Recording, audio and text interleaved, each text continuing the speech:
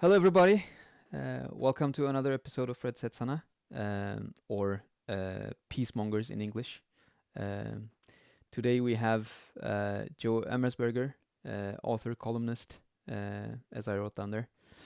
Um, well, I know Joe from the Tanky Group Therapies, from East is a Podcast, and Justin Podder.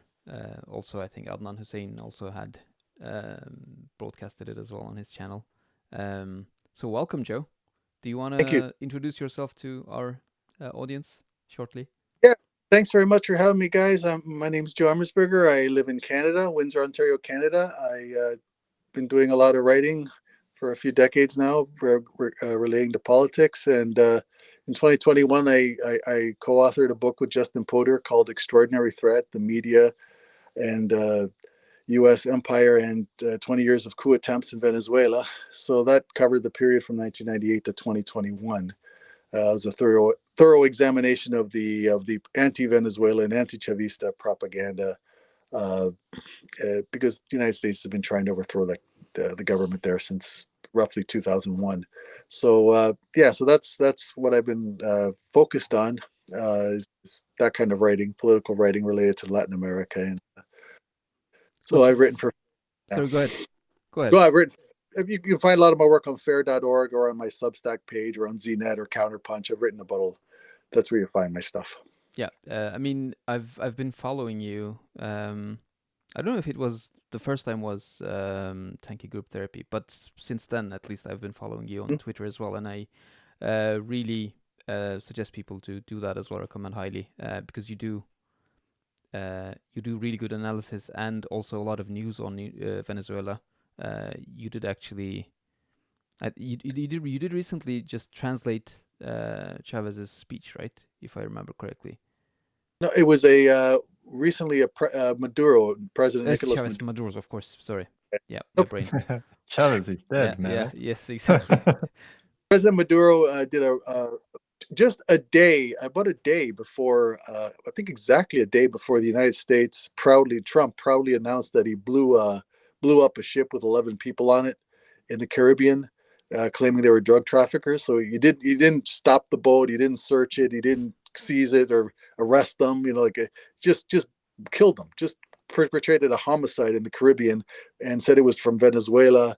It was a drug smuggling boat, he said, and they blew it up and they were proudly announcing it. Now, Maduro, a day before that happened, Maduro gave a very lengthy press conference, and they already knew that something was coming, that because the United States was doing this massive buildup of its destroyers in the Caribbean, with something like 4,500 troops plus thousands of missiles, and the whole nine. And so they were doing that, and Maduro was already on alert and put the whole world on alert that, hey, the Americans are ramping up their aggression against us. So he gave a very lengthy press conference. So I translated and did a lengthy thread about all the things he was saying on Twitter. So that's what you're thinking of. Yeah, I mean, and it's great. Someone is doing that in English. There's also a Venezuela analysis, and I think you're also I, involved there as well, right?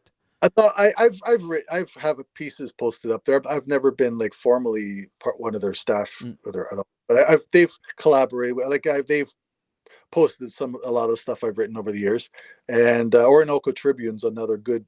They have a Twitter handle as well. They're another website that's very good, Mm. a little bit broader than just Venezuela, but they focus on Venezuela. But they also post a lot of good articles about the West Asia, about what's going on in Palestine and stuff like Yeah. that. So they're very good too. I mean, the reason we wanted to have you on is to talk specifically about Venezuela. Um, Right. we will dive into other connections as well later on. I hope. But I mean, you just mentioned what recently happened. The the I mean, just flat out murder of 11 Mm, sailors on an unknown speedboat. We have no right. idea what was in that boat, who was in that boat. They just fucking murdered them. Yeah. Period. Yeah. Uh, there's different accounts. There have been claims circulating online that it was just AI, that it wasn't even a real event. I doubt that's true. And frankly, even if it were true, like I wrote in a recent article, it really doesn't make me feel much better, because the United States is just telling you they're ramping up from a lower level, but they're ramping their aggression. And I know you guys want to make the connections there, but I think it's important that we have to connect all the extrajudicial executions that the Obama's been doing, just from way back in Obama's era. Yeah. All through Asia. Eventually, it would be foolish not to think that eventually they're not going to expand that to other parts of the world.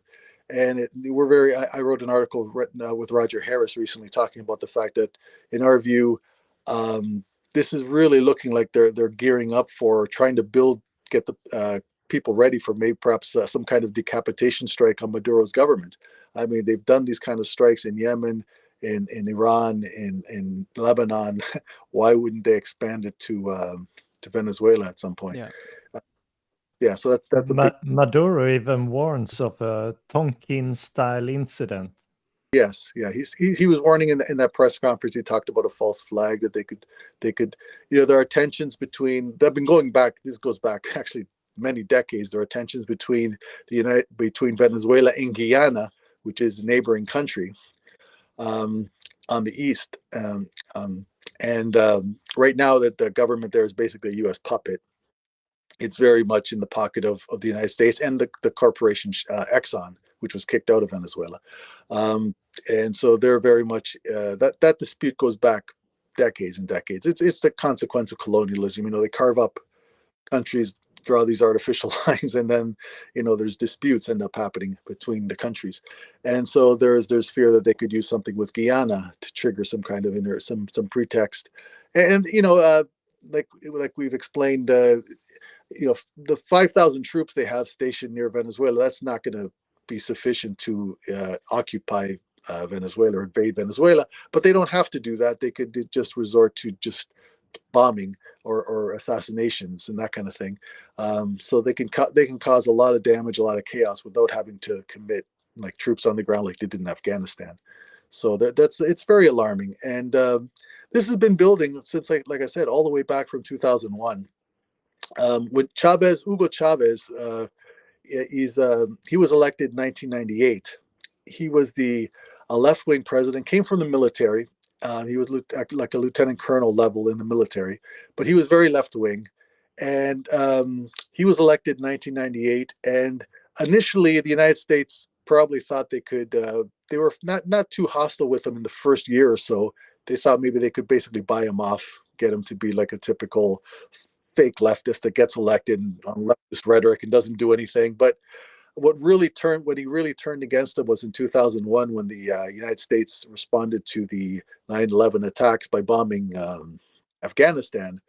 And Chavez went on TV and held up a picture of some of the bombing victims in Afghanistan and said, "This isn't the way to respond to terrorism. This is not acceptable." And that really from there on, it was war on Chavez. They hated him from then on. And in 2002, there was a briefly successful military coup that ousted Chavez. They kidnapped him for 2 days, and but fortunately there was a mass mobilization and also a segment of the military rebelled against the coup, and he was restored to office within 48 hours.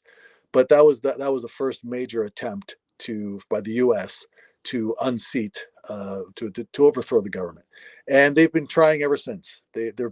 What Justin and I did in a book that we read is we went all over like 6 major coup attempts, what we call coup attempts, that the United States did since between 2002 and all the way to like 2017.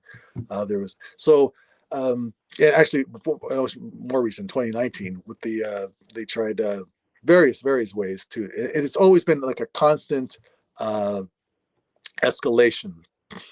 And that's really alarming is that it's getting even worse. Like it's back when in 2015 Obama officially declared Venezuela to be an extraordinary threat to the United States. He declared a national emergency. And the language in the executive order that he used to do that says that Venezuela is an extraordinary threat to the national security of the United States. Now, when he did that in 2015, the line that the media took was that okay, the language is kind of hyperbolic, but don't pay attention to that. It's just it's a legal formality. It doesn't really mean anything. And that was the line, basically, that they were just doing, that they were just trying to punish Venezuela for what they alleged were calling it a dictatorship, saying it was a humanitarian crisis caused by their corruption and by by their lack of respect for human rights. So that was the line, that they were just trying to rescue Venezuela from a horrible government. And that was the line basically all through from 2001 all the way through till about 2019. 2019, Trump brought so-called humanitarian aid to Colombia, and he demanded that Venezuela let it in. So Trump was still going with the line that we want to rescue Venezuela from their horrible government and solve their humanitarian crisis. And it was always with that move in 2019 by Trump. There was a lot of people were scared there could be an invasion. They brought their troops right to the Colombian border, and they had their so-called humanitarian aid, but it was obviously very menacing. But it turned out to be basically a bluff. And what they were trying to do was see if the military would defy Maduro and let the so-called aid in, even though Maduro said no, it can't come in. It was such a joke, because actually Venezuela was receiving aid from the UN, and the United States sanctions are all about basically strangling the economy. So it's always been the propaganda has always been just full of contradictions and ridiculous. But again, from the key thing to observe is that for decades, from 2001 to 2019, the rhetoric was Venezuela's living under this tyrannical, corrupt, horrible government that's causing a humanitarian crisis, and we have to rescue it. And Trump even stuck with that line till 2019. But then in 2020, there was a big change, significant change. Suddenly, Trump said that he's putting a bounty on Maduro's head, accusing him of trafficking drugs to the United States, saying they're trying to flood the United States with cocaine. So that became the new talking point. But these guys are a threat to us because they're drug dealers. So now the extraordinary threat that Obama declared was no longer a formality. Now Trump had turned it into there was something that we're really supposed to believe, that Venezuela's flooding the U.S. with drugs. And he put a bounty on Maduro's head and claimed that he was a drug dealer and all this stuff. So then there was a kind of a switch. It was like a switch in the U.S. government's rhetoric, in the pretext that they were going to use to escalate their attacks on Maduro. And it's got a precedent, because in I believe it was 1990 that the United States invaded Panama, killed thousands of people in order to capture and arrest Manuel Noriega. That time he was the president of Panama. That was one of the first acts of aggression they did after the collapse of the Soviet Union, because they felt they had a freer hand to do that kind of thing. So it's very menacing, because it seems like the drug lord pretext and lie that they came up with, it seems like it's something a little bit more suited to them being aggressive, to be militarily aggressive. Up to now, it's been sanctions, sponsoring dirty tricks, coup attempts. But now it looks like this is a pretext that would allow them potentially to actually get directly involved militarily against Venezuela. So it's a major escalation in the regressive posture. I mean, the drug thing. They recently made 6, I think, so-called cartels into foreign terror organizations, right? That designation just went through as well. Was it February or something like that? Yeah, February, I think.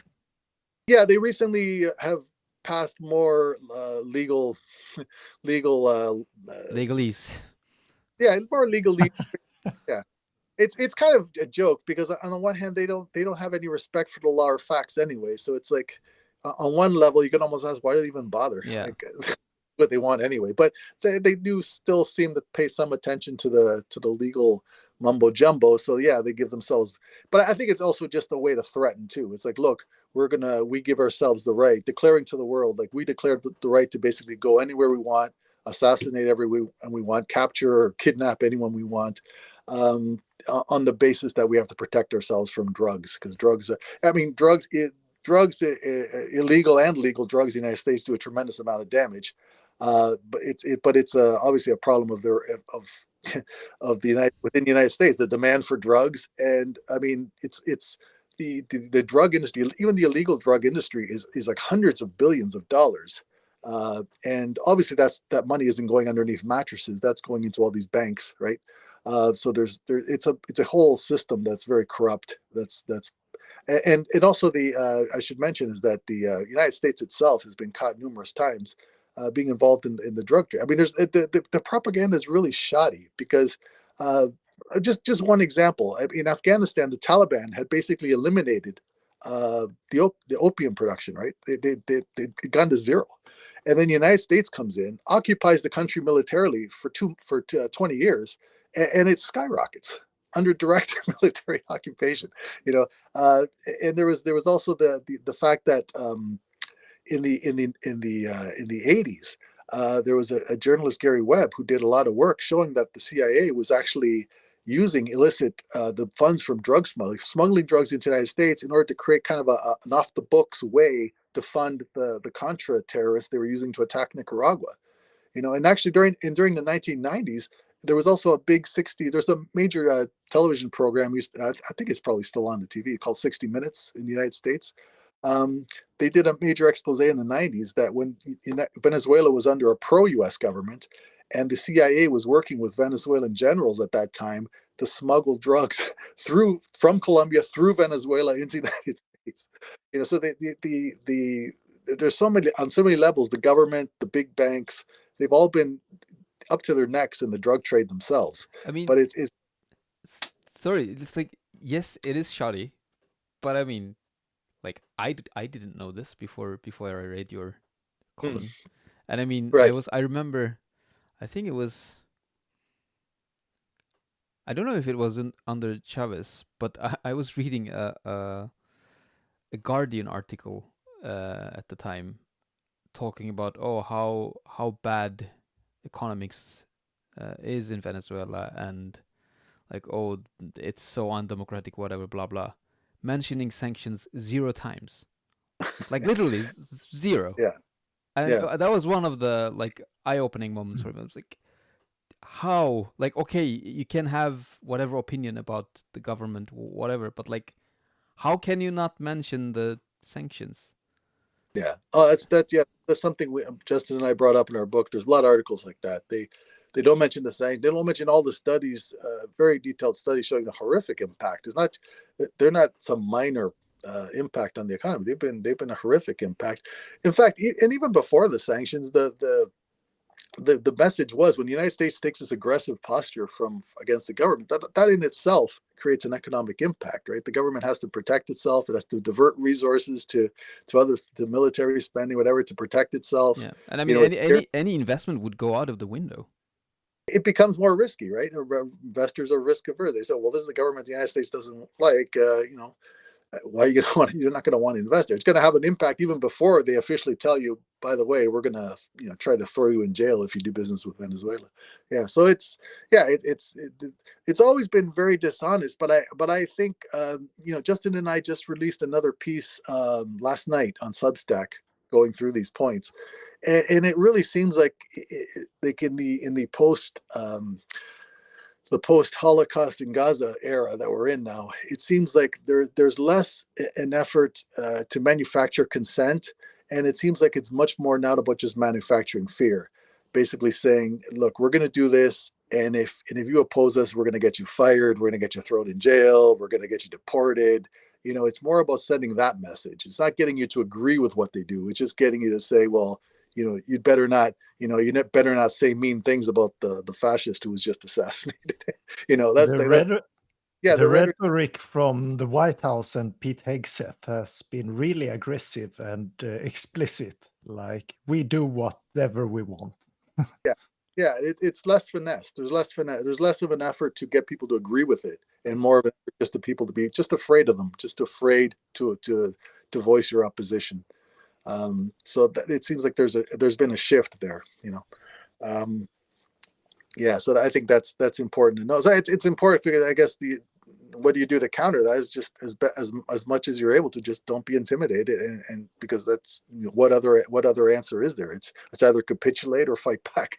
When Yeah, I they mean, take that. that's always a conundrum as well. Like, it's, on the one hand, they threaten you, like sanction you, and I think it was Michael Parenti talking about siege sovereignty. Like, they literally put you under siege, and then in every sort of every opening you give them, like it can be some sort of free media or whatever. I mean, it can be whatever, literally, anything the liberals want to have. If you give that, they use that to actually further their siege or try to overthrow you using those mechanisms. Like it's a double bind or a triple bind or a whatever bind they have. I think you mean that if a government like Chavez's government was very like after he was overthrown, right? A lot of the people involved were very prominently involved, like Leopoldo Lopez, who the mass media turned into a hero. He was one of the politicians who was deeply involved with the coup that ousted Chavez for 2 full days. He was up to his neck in it. He was on TV bragging about his role in it, but he never did any jail time as a result of it. He didn't do any jail time until about 2017, after he'd been involved in a few more coup attempts. Then they finally threw him in jail for a little while, but then they let him escape.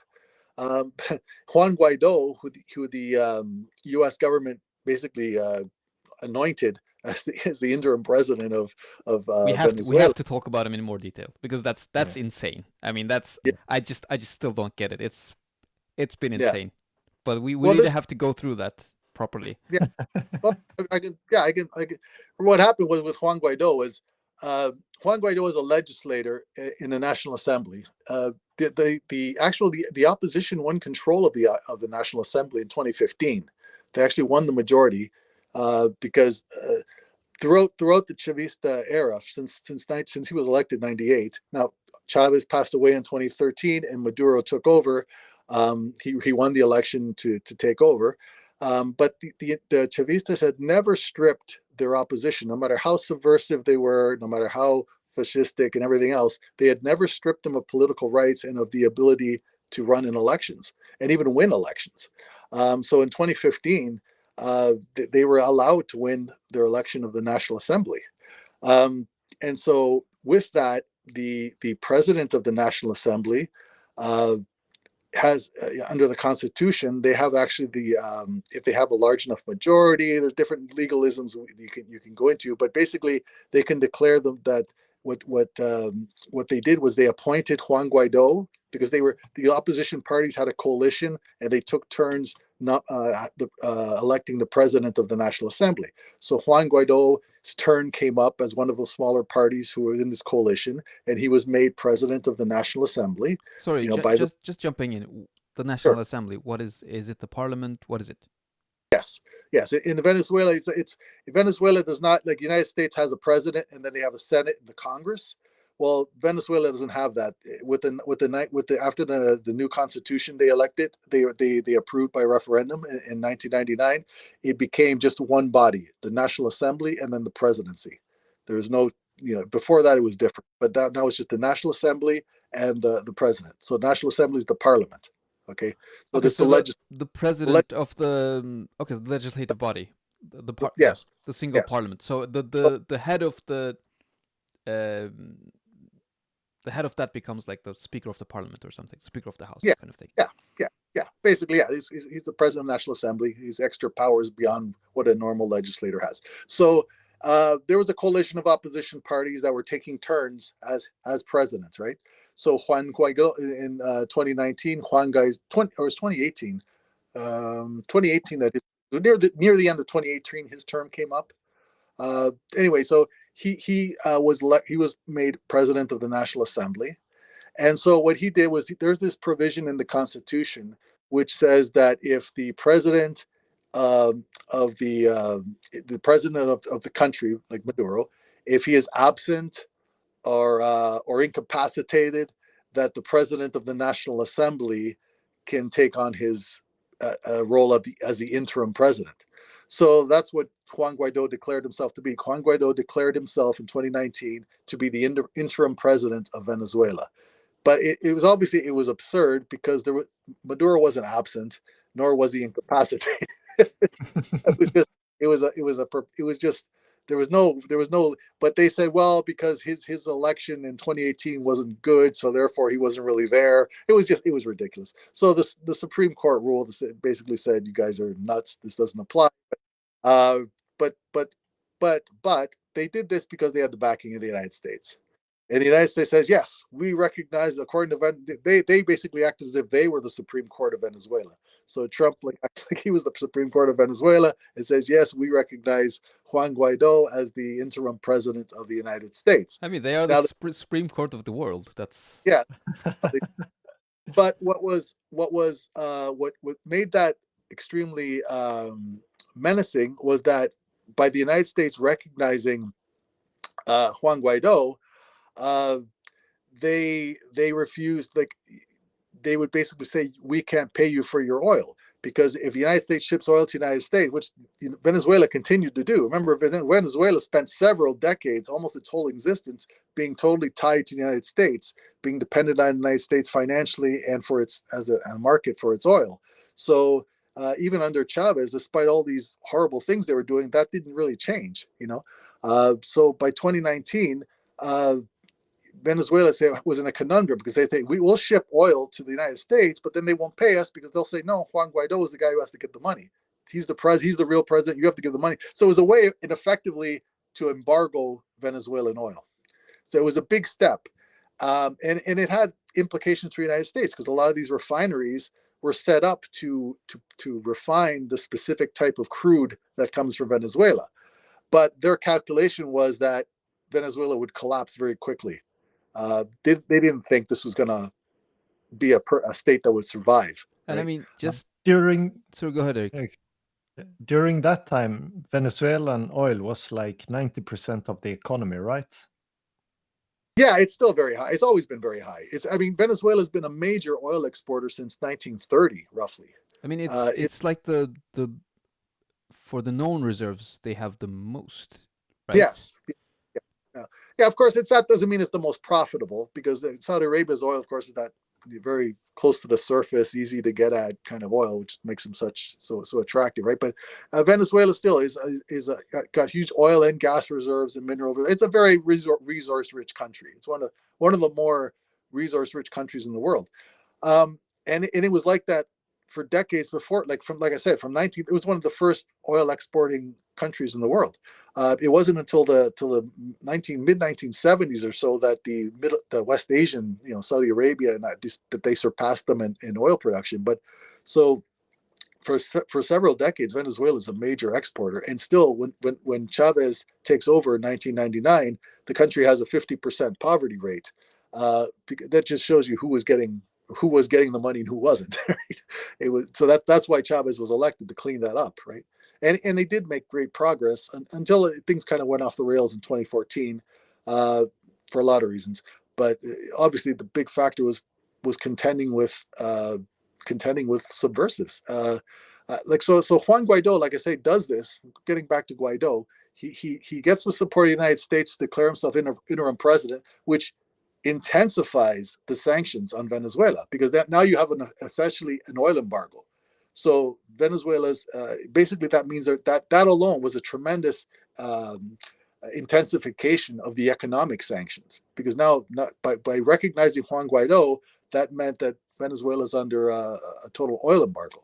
So that, and in spite of that, Juan Guaido is in Venezuela and never got arrested. He never got arrested the whole time he's in Venezuela. I mean, he's an obvious subversive. He travels to Washington. He goes before the U.S. Congress. He's a total traitor he could not be a bigger and more obvious traitor to his country, and he never got arrested. They surveyed him. They they arrested people around him, but they were careful not to arrest him for obvious reasons. If they had arrested him, there was a risk that they might provoke an assassination attempt directly by the U.S. or a bombing or something like that. So they were obviously careful not to go after him directly. They did arrest people around him, survey people around him, surveyed the hell out of him too. His phones were tapped. He was closely monitored in Venezuela, but they never did actually arrest him. What happened with him, though, is they just let him burn himself out, because, again, the whole plan was that this was not going to last very long. I mean, in April, he declared himself interim president in January. By April, he had tried to go to one of the main barracks in Caracas, where the army was, and try to get them to rise up, and nothing happened. So basically, he became over time more and more ridiculous because he was making these grand pronouncements. I'm your president, traveling all over the country. We're living in a dictatorship, and I'm your president. But he's not arrested, and nothing's happening. And Maduro's still president, still running the country. So he basically made himself over into just a complete joke. And eventually, the Americans really just gave up on him. If you read, according to the accounts of Trump's insiders wrote books and stuff. It just basically Trump basically became very dismissive of the whole Guaido gang because they were making him look stupid, right? They weren't getting the job done, and he didn't respect them. And for that reason, Trump doesn't respect losers, right? He doesn't respect weak people, right? So basically, he eventually just left Venezuela because he was also plagued by corruption scandals, and his own opposition faction turned against him, accused him of being corrupt, of pocketing the money from the U.S. and all this stuff. So eventually, he left Venezuela, but he was not forced to. He just left, and he lives in now. Recently, he was spotted in the U.S. Open, watching the U.S. Open. So he's living his life in the United States using the money he stole from Venezuela. But he never got arrested. And I just bring that up to show the level of permissiveness that Maduro and Chavez both allowed. Maduro less. Maduro cracked down a lot more. But still, you can see that what they have to tolerate. And it's obviously, it's not because Maduro was too dumb to arrest them. It's because they have to be careful. They're dealing with the agent of the powerful terrorist state in Washington, so they have to be very careful how they handle these people. But yeah, that's the whole Juan Guaido story. I mean, he was designated president by the EU as well, right? Oh yeah, including the EU Sweden. So yeah, well we can't hear you, Eric. So are you muted?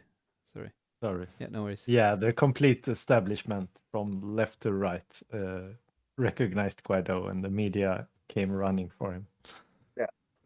Well, it's not surprising to me. I mean, it's if you had talked to me in like, let's say in the 1990s or maybe in the early 2000s, I kind of had hope, well, maybe Europe could be this independent area from the United States. And man, it's just, they are so much more subservient and locked in than I ever imagined. I mean, it's just way beyond what I thought. I mean, it's amazing. I mean, with the Nord Stream, I mean, they let they let the U.S. blow up it is supply. Truly mind-blowing. I mean, I don't have any understanding like why and how they are going against their own interests. Like forget anything else. Like just self-interest, selfishness. Not even that. Yeah. It's just not even. It feels like they are not. I mean, it's like they are in the US's ass, and they are trying to keep pushing in. It's like yeah. I would have hoped that Trump getting reelected would put a splint between EU and the US and weaken them in a way, but they are really sucking up to him in a big way. Oh, huge. Yeah, even like in our Canada, our current Prime Minister Carney, he got elected largely because he was seen as less like might actually try to stand up to Trump. Whereas the conservative guy he was leading in the polls. He looked like he would probably win, but then when Trump went on this tariff rampage, what he did was he really discredited a lot of his closest allies in other countries. That's what happened. That's especially what happened in Canada. Like the guy who would have been most eager to kiss his ass basically got sabotaged by Trump's belligerence towards Canada, talking about annexing Canada and all this other stuff, just crazy stuff, right? He wants to take over Greenland. I mean, he's just nuts, right? But he doesn't mind humiliating his own cheerleaders, right? And making him, he doesn't care. And so that basically is what gave the election to Carney, because Carney pretended to have a harder line that he would stand up for Canada, blah blah blah. And bottom line is, there he is. He's just kissing his ass, just like same as always. Yeah, he's already agreed to spend more on the military. Massive increase in military spending basically means giving more money to the U.S., right? Because that's where that military spending ends up, right? So he's basically just knuckled under. It was all just a fraud, a fraudulent pretext to win the election, and then just carry on as before. mind you, I think the conservatives probably would have been even more servile. It's just a competition to see who can be more servile than the other, right? So it's very bad. Yeah, but that's how, and that's the Europeans, that's Canadians. So can you imagine these countries in Latin America, these right wing, a lot of these right wing countries, they have no, they're total, colonies for the United States, and that's why they hated Maduro, they hated Chavez, they hate the countries who actually try to be sovereign. But even the countries that try to be sovereign, they're in a weak position and they have to tolerate, like I said, the fact that Guaido wasn't arrested. He should have been arrested years ago. I mean, day one, right? It was an insane declaration to be, all these guys in the opposition, they should have been stripped of their political rights years ago. But these countries are in a weak position and they have to try to maneuver around that. Yeah, I mean, it's really crazy land. It's difficult to get people to understand as well. Like when you talk about these things, people think you're nuts, but it's the world itself that's nuts. It's not. I don't know how anyone can follow, like, unless you're ignoring what's going on in Gaza, like that. I don't see how people can say that though. How can they be so blind? I mean, it really shocks me. Like, if you're even paying attention, especially with what's going on in Gaza, and this is being supported by the collective West, uh, how can you deny that imperialism is this savage thing? That it's just yeah, it shocks me. Yeah, It's maybe we should actually switch to that a bit. Like, why? So most of the people who are watching us do care about Gaza a lot and follow Palestine closely. right. Um, why should they care about Venezuela? Because Gaza needs allies, and they need allies all over the world. We need an alternative system to counter Western hegemony, and that has to come from the rest of the world. I mean, Gaza can't be alone. It's unfair the amount that they're carrying already, but to expect them, like, if you need allies like Iran, for example, they've been very courageous in supporting Venezuela. They've shipped under the threat of the U.S. Retaliation. They've shipped oil to Venezuela. They have technicians in Venezuela working on the refineries, helping them rebuild from all the sanctions. They lack spare parts. It's very hard to maintain things, and they've been very, very courageous. There's Iranian supermarkets in Caracas. This is all to offset the sanctions because they have Iran has been under sanctions since '79, right? So they have decades of experience in working around, and they've been very generous with Venezuela sharing that information. And I mean, why? It's not just, yeah, there's a moral. I think the leadership cares, but also it's just self-interest too. It has to be. You need allies. You need to have a wider movement around the world that supports you. And one of the uh, blowbacks, the bad consequences for the United States of all the way they've sanctioned like a third of the world's countries, is that forces these countries to start dealing with each other and form kind of a so-called coalition of the sanctioned, right? Where if they can increase trade among each other, now you can form a bloc that is sanction resistant, especially if you can get China and to extent they have been on board with that, right? But you need to deepen that and try to make it more. If it can become more radical, then it's going to be an extremely powerful force to help the Palestinians and whoever else comes under U.S. aggression. If people are divided, then they're weaker. You know? Yeah, I mean, I don't remember who said that, but it's like I've heard it multiple times from different people. It's like the West versus the rest kind of Yeah, situation. But I mean, it's, for that to work, for the rest should be organized together, as you say. And talking about that, we can actually talk about BRICS and Venezuela, right. and how is that relation going on? And there's been a Brazilian veto against Yes. Venezuela joining recently, right? In the last Yeah. iteration. Lula's played a very, very despicable role. Really, really always. I mean, Yeah, in Lula. 2000. Sorry, Yeah, for people who don't know, Lula is Brazil's president, social democrat. yeah, he was elected president, like I believe 2002. He was in power till 2010. Then his successor Dilma Rousseff took over for several years. She was overthrown in a kind of a parliamentary coup, a really dirty dealing. The right wing parliament ousted her, put in the unelected Michel Temer. He was in power for a few years. They threw Lula in jail with the help of the United States, by the way. U.S. prosecutors were up there to the next to that, helping the Brazilian government railroad Lula into prison.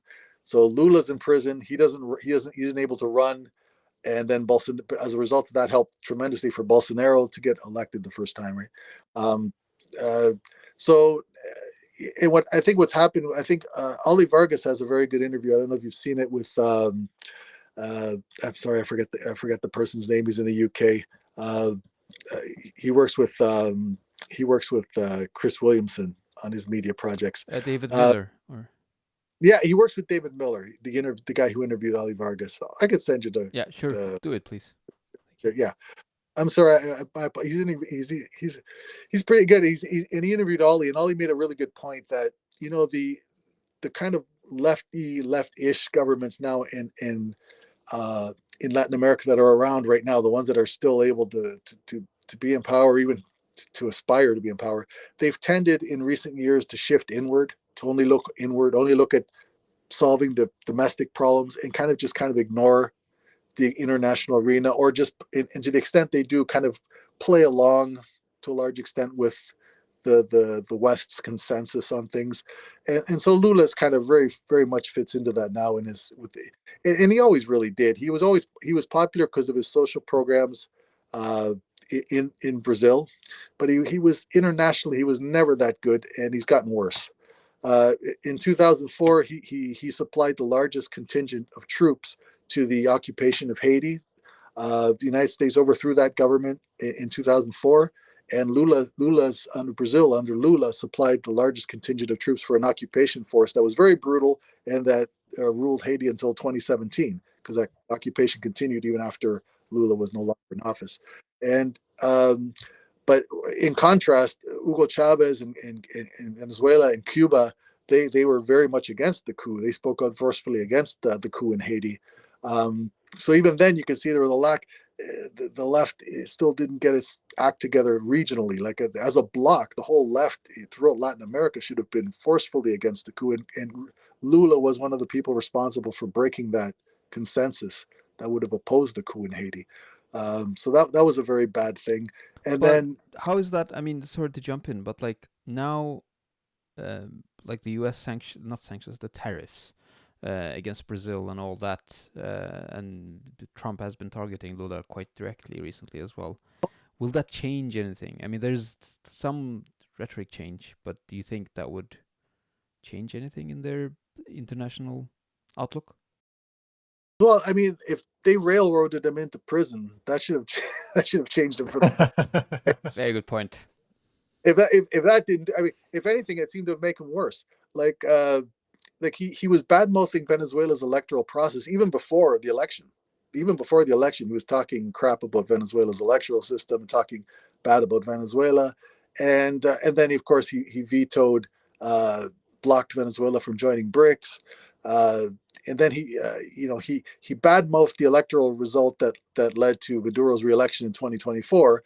But then there was an obviously fraudulent election in Ecuador that resulted in the right-wing government, and he came out immediately and said, "Oh yeah, congratulations to the winner." I mean, he's really not. He's not been good. He's focused inward, but he does not want to rock the boat internationally. I mean, yes, he'll speak out against in support of Palestine, but if you look carefully, he's not really supporting armed resistance. He's saying a lot of things that are very obvious, like genocide is bad, or but that's nothing practical. Well, they'll never come out and say and actually support Hamas, support the armed resistance or anything that's like actually that.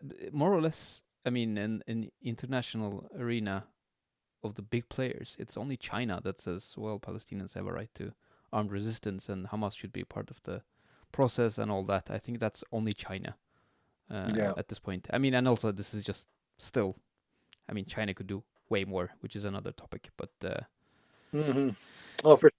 There needs to be a strengthening, like under Chavez, the Israelis were thrown out of Venezuela, and that's continued under Maduro. There's been hasn't been diplomatic relations with Venezuela since like 2009. So Venezuela's pretty solid. Cuba's pretty solid, but yeah, they could be. You could probably find ways they could be better too.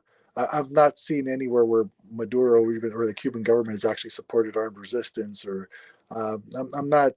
I mean, maybe they have, and I'm not familiar with anything like that. But they've definitely been against Israel for sure, and they've been solid in that way. But yeah, internationally, things could definitely be better.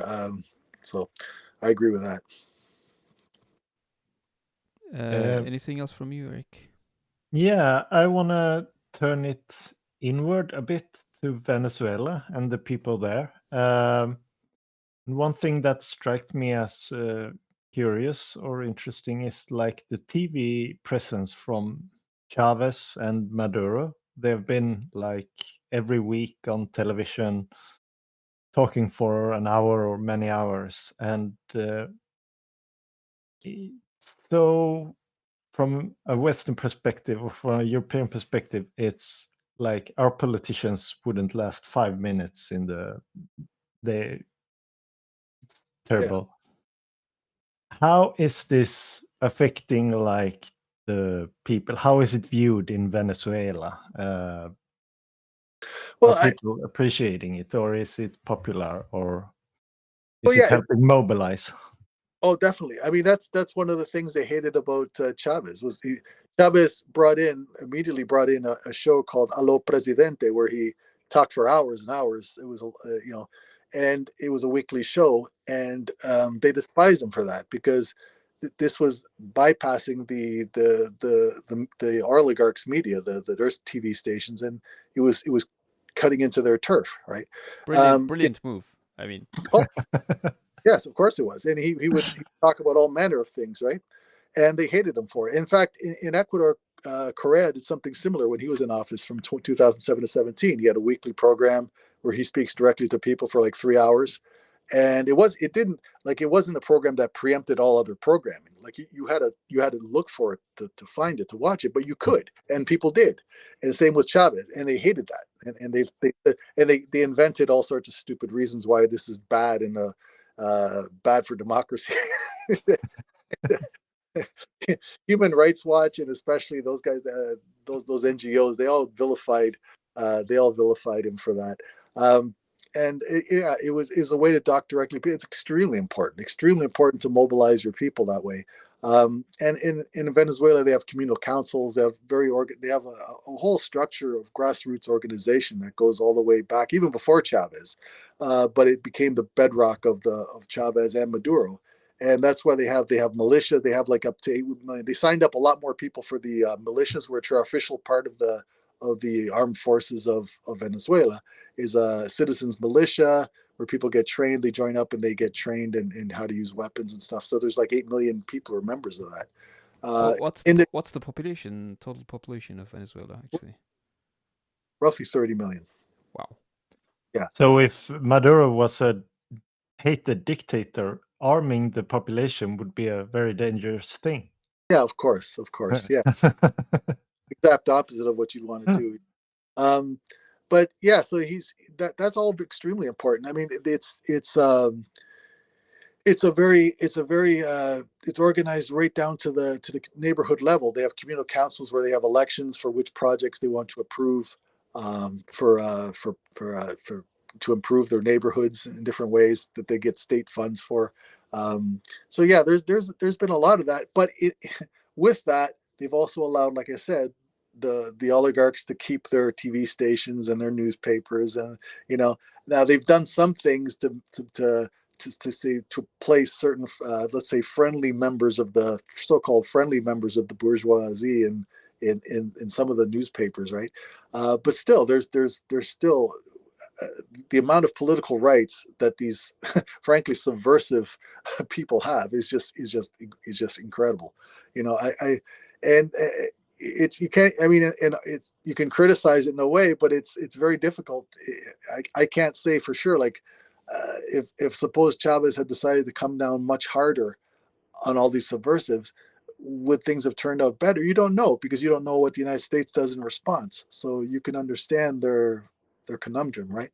But what's inexcusable is for people to lie about it and pretend that's not the case, and pretend that there's no opposition. There's, if anything, in my opinion, there's too much permissiveness of what is completely illegitimate opposition that's just working for a genocidal dictatorship in Washington and wants to destroy the country. I mean, I understand why the right wing, like in the West in general, lies about it. It's like it's what they do. Mm-hmm. But like the so-called left, I mean, why are they so terrible on this? Like, why do they keep harping about, oh, it's a dictatorship? I mean, it's a whole genre, of course, like this. Oh, this is authoritarianism versus freedom, all that bullshit. I think Lasurdo's done good writing on that. Going back to the Russian Revolution, his book on Stalin is very good, and he talks about Black Messiah, I think it was called. The Black Legend, or Black Legend. Yeah, I forget what the exact title of the book was. Yeah, I've got a History and Critique of a Black Legend. Yes. Yeah. So what he goes into is that even within the left, within Marxism itself, as soon as the revolution happened, there were in Russia, there were people saying, "How come we still have money? How come we still have nuclear families?" You know, it's like, why are you? They were already throwing up these screams like we're being betrayed. There's an element of the left that perhaps sincerely believes that everything's got to be like a perfect immediately. You know what I mean? And they become fertile ground for counterinsurgency. Exactly. They become exactly that. And there's always that. And within Venezuela, there's the same thing. There we have communists who are totally against the government. Say, no, Maduro is exactly the same as the right. There's no difference. They're all the same, you know. And they're basically doing the work of whether they're sincere or not, they're doing the work of Washington by saying that kind of stuff. So yeah, it's always been a problem. It's everywhere, any revolution you could point to, a left-wing revolution like Cuba or anywhere, there's always going to be that element that says, you know, I mean, it's healthy to a point to have people pushing for more, but when it becomes when you're in a world run by imperialists, you have to keep that in your brain and realize that you have to defend yourself. If you lose sight of that, then you end up doing their work. You know, you end up doing the work of the imperialists for them. Yeah, I mean, internally, absolutely, I completely agree. But it's like from where we are at and the West in general, it's like, I mean, it's not. I'm asking you so that you can talk about it, but I mean, I have my ideas about this, but like, how, as you said, this is so shoddy, so terrible propaganda. Yes. But it's so like swept under the rug. Yeah. Well, there is. I mean, there is like a compatible in the West. There's always been like a compatible left, like a CIA finance compatible left. I mean, that is part of the problem, right? But it's not always necessarily easy to distinguish people who are sincerely misguided from people who are just being sleazy. I mean, you just some do it for money and others for free. Yeah, exactly. It's not always easy to tell, right? But yeah, I mean, Gabriel Rockhill, I don't know, you guys have probably heard of him. Yeah, he's done great work talking about this problem, and you know, all these left academics and stuff who are basically, yeah, they're basically working for the spooks, you know what I mean? And that's an issue too. I mean, or just look at even somebody like Lee Harvey Oswald, like COINTELPRO, right? They have these guys posing as leftists, and basically they're just tools of the right. You know what I mean? They're just. Yeah, I mean, for people, by the way, we did an episode on just counterinsurgency with Jared Ware from Millennials and Capitalism. So people should check that out as well for more background on just what counterinsurgency is and its history and its present as well. Yeah. Definitely an issue when you hear the left wing critiques of Maduro and that, it's a lot of it. It just reads like it's impossible not to see CIA fingerprints. I mean, sometimes I almost got to be careful because I don't want to accuse people without knowing, because sometimes people can really be just misguided or confused. But I mean, I was going to say that it's come to a level now that it's just self-perpetuating. I mean, they don't need to actively do anything because they've managed to indoctrinate people to an amazing level. I include myself in that too, because I think of the things that I would have said even a decade ago or 2 decades ago, and the people that I admired guys like Chomsky, I admired guys like Bertrand Russell. And Bertrand Russell, it turns out, I didn't even know he was part of this. He was basically part of a CIA front group, anti-communist front group. Then he's one of the guys I most admired. Right? Over time you realize that people can sway you and push you in a certain direction and get you to accept a lot of ideas that just don't make sense. Yeah, absolutely. Because I mean, they own both the media and the academia apparatus mostly. There's like small crumbs here and there. What about Rockhill's work was, I can understand the CIA is all over the popular media, like Hollywood. I mean, that's easy to get. I mean, yeah, of course they're going to care about what millions of people see, right? But it would really shock me is that they actually care about these obscure academics. Like they're in there as well. They're not complacent. There's no nook and cranny that they're not interested in getting their hands into. They really want to get everywhere. Yeah, we say in Turkish there's a saying, the water sleeps but the devil doesn't. Yeah. Yeah, exactly. Yeah, they don't sleep. Yeah. Yeah, I don't know. We've covered a lot of aspects. Is there anything else you'd like to ask, Eric? No, I mean, there was like not really. yeah, actually, there was something, and I think it was you who wrote this down, Eric, which was great. Like, what does the U.S. want? Like, is it? Yeah. I mean, because this idea that we keep hearing people like, I think Radhika Desai on Adnan Hussein's show recently talked about imperialism, and I mean, her point was, oh, I mean, the U.S. is not a military hegemon because it's been unsuccessful in every intervention they made. Like, oh, look at Afghanistan, look at Iraq, and whatever. They haven't won a war since forever. But like, I mean, do they care? Like, they don't. That's not the point. I mean, they don't care. They laughed all the way to the bank after Vietnam. It was. What they do is they make an example of a country, and they show that you can defy us. Maybe you'll even survive, but man, will it be tough. You will pay a heavy price for doing it. So a lot of people won't even bother to do it. They'll try to find an easier way, which the easier way is to basically capitulate in some way, or to maybe try to find a middle ground, like the Lula approach. Try to address problems internally, but on the international scene, just go along with them, right, as much as you can. So that's the victory that they win. It's not, they don't have to necessarily install a client regime, so that's, I mean, I'm not being defeatist, but I'm just saying I think it's overly optimistic to read it the way she reads it.